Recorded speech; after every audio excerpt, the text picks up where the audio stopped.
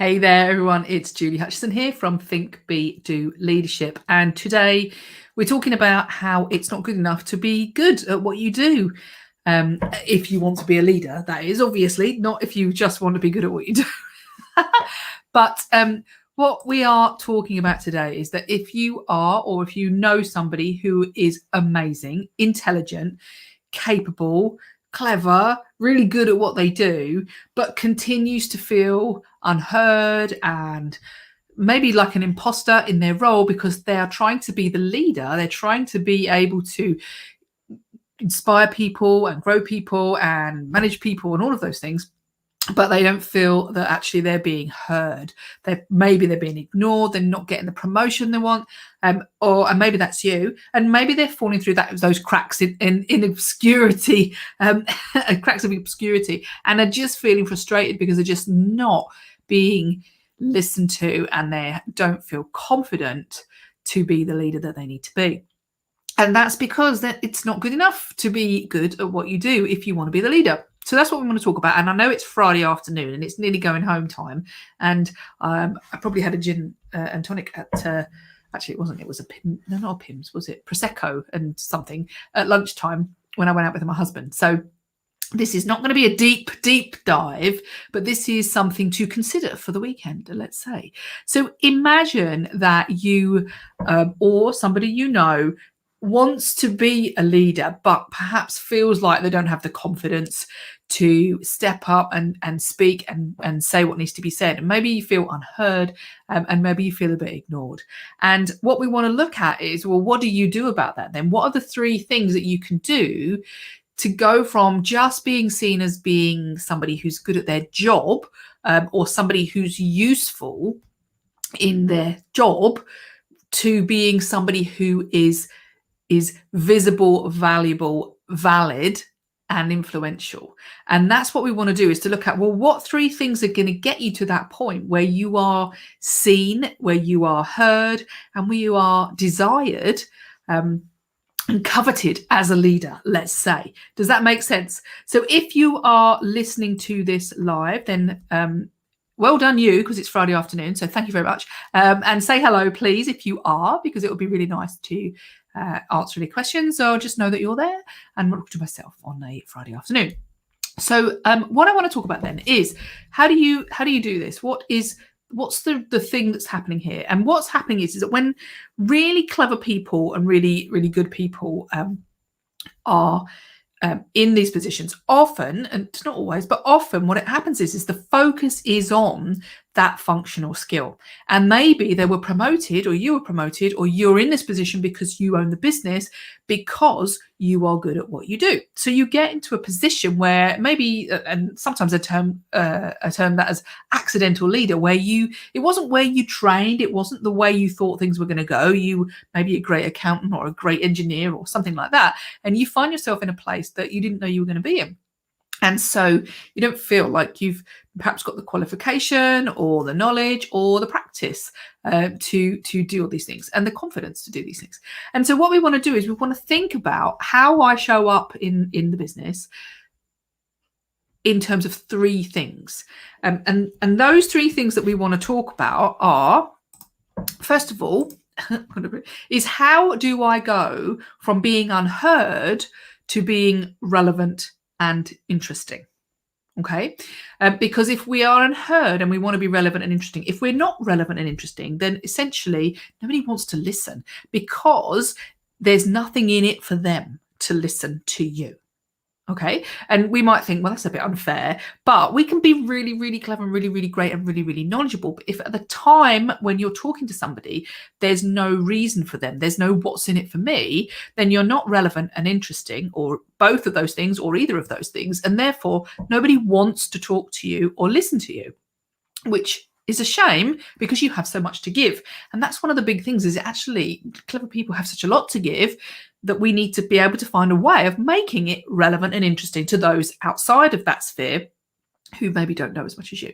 But so first of all, how do we get you, that's number 1 point, is how do we get you to be more relevant and interesting to the people that you want to speak to, so that they realize there's something in it for them to listen to you? Make sense? Good. And the next one sorry, actually, just before I go on, when that happens, that's when you get people like meerkats, where they really want to hear what you've got to say and they're waiting for you to say something. And also, for example, if you're in a meeting or even if you're not in the meeting, they might say, oh, we need to ask Bob about that because Bob will know. Yeah, if your name's Bob. Everyone's name's Bob.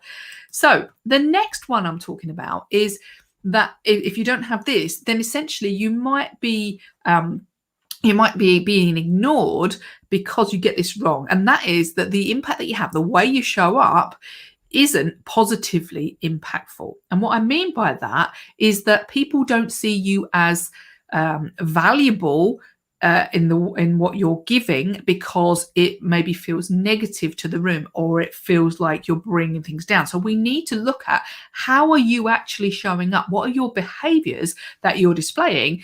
Are people having a positive experience of you and are waiting on your every word because they see you in that way? Because when this happens, that's when people will turn around and say, well, not only has Bob got something good to say, but actually he makes us all feel better, or we all benefit because actually we work better as a team, or we are more positive when we're with him or her, or many other things that actually mean that we the way we show up and our aura and our whatever we ooze out of our pores makes people feel good and positive and wants to do the work with you. Okay.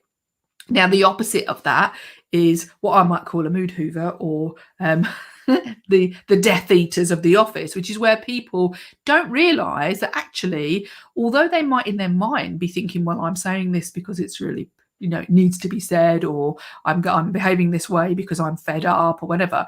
What we don't find is that people understand that the impact that they're having is actually a negative impact. So we need to look at how positive is your impact, because people don't want to be around you if it isn't a positive impact. And I don't mean being happy all the time.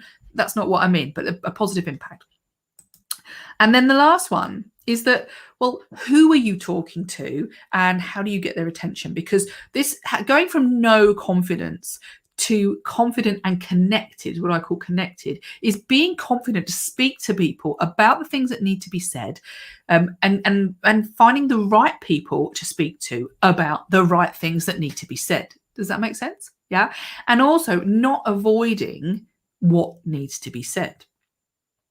Sounds like I repeat myself, but this is really, really important, because if you have the confidence to do that, it means that you'll have those conversations, you'll get things dealt with, you'll move forward with projects because you dealt with in a confident way, in an assertive, not an aggressive way, with the right people, and you'll get the buy-in that you need so that you can do the things you want to do, or the team can do the things you want to do. And if you don't get this right, if you're not confident and connected, then essentially you might have the right answers, but you're barking up the wrong tree in a way. Nobody's listening, and you're talking to, I don't know, Felicity in the accounts department when you should be talking to, I don't know, Penelope in the marketing team or whatever it might be. Yeah. So we need to make sure that you are talking to the right people about the right things, and you are connected with those people because you understand what's going on for them, and understanding people enough to be able to adjust your style so that you actually connect with those people. Okay. Because if you don't do this, nobody wants to listen. They don't even know you're there, because you're not even talking to the right people about the right things. So we need to get you connected, and we need to get you understanding what is it that floats their boat. And when you do that, that means is that you do those three things. So you're relevant and interesting, which means that people want to hear you. You're positively impactful, so people don't ignore you. They're desperate to be around you. And you're confident, connected, so you know that you can deal with all of those issues. And when you do that, you are relevant, interested, and you're impactful, then you are visible, valuable, and you're valid in the environment that you are. And you're seen as a leader. You are the go-to person for advice or for motivating the team, because your overall impact is that of a confident, capable person with good ideas, who's relevant and interested in it, and people want to speak to you. And you then connect with those right people. So can you see that if you do those three things, then you are going to be far, far more interesting to people and listened to by people, and therefore you you are able to be the leader that you need to be. So it's not a case, none of that, when you look at it, none of that is about, are you good at the job that you do, you know, being an accountant or whatever you want to be, an engineer. It's not about that. So it's not good enough to do that. So these three things, obviously around the edges here, we have these points sticking out, and that's because, oh, I didn't share my, let me share it now. My goodness. Hang on. Let's just share the screen. So I've just drawn that out for you, but not shared it. So here you go for, if you're listening, why didn't you comment that you can't see it? So there you go. What I've talked about there, the triangle in the middle, visible, value, and influential, is what you're looking for, and valid. And on the outside there, unheard, ignored, and no confidence is what often happens. And the way in which to change that is to do those three things: relevant and interesting, positively impactful, confident and connected. Okay, so if you can see that, please tell me you can see it, because it's a Friday afternoon, and I did say that I might have had a gin and tonic, but that's a joke, by the way. I have had one, but only one. And so what happens is that now in our Leaders Launchpad, what we do is we go into those areas more deeply, and we work with people on, well, how do I actually implement that stuff? Because that's all very well saying, Julie, that's what you need to do, but how do you actually implement that? How do you become relevant and interesting? And that's what we do on our Leaders Launchpad and in our Confident Speaker program. And this is what we're going to be looking at in here. So we're going to look at, well, how do I get more strategic? How am I get aware of what is important to those people? We'll then look at, how do I articulate the value that I bring? Okay, so we delve deeper into that, and we work on that together.